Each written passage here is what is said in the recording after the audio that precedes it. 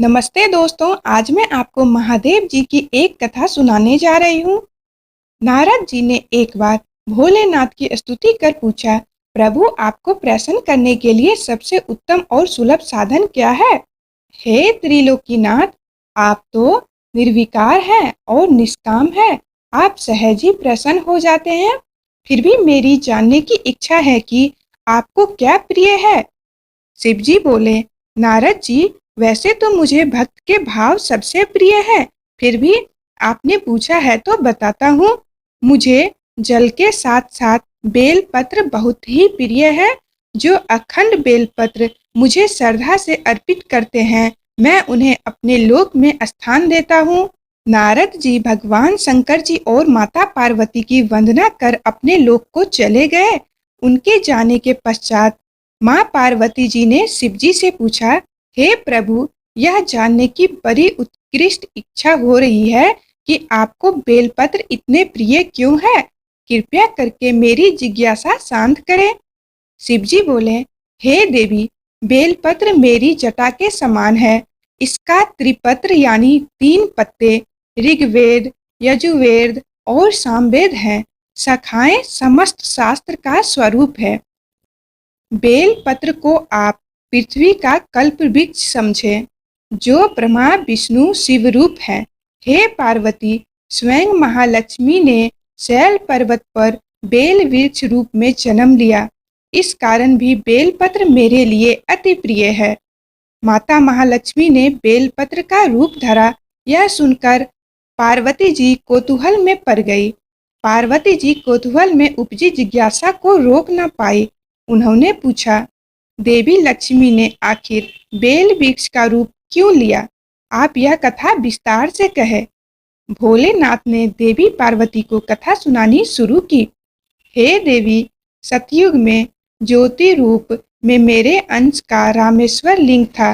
ब्रह्मा आदि देवों ने उसका विधिवत पूजन अर्चन किया। इसका परिणाम यह हुआ कि मेरे अनुग्रह से वाग्य देवी सबकी प्रिय हो गई।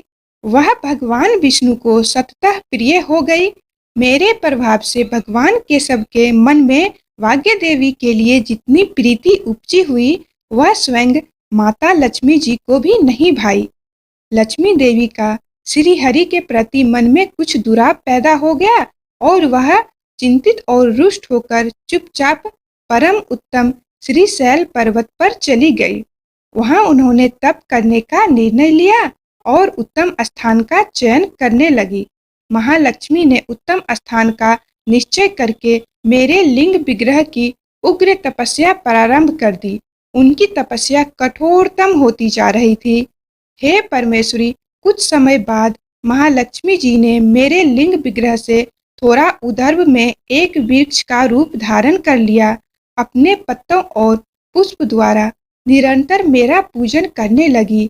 इस तरह महालक्ष्मी जी ने 1 करोड़ वर्ष तक घोर आराधना की। अंततः उन्हें मेरा अनुग्रह प्राप्त हुआ।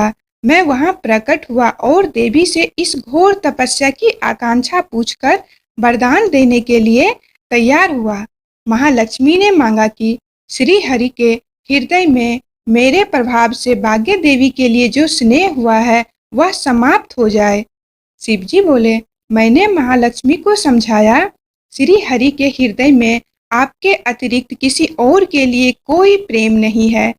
भाग्य देवी के प्रति उनका प्रेम नहीं अपितु श्रद्धा है।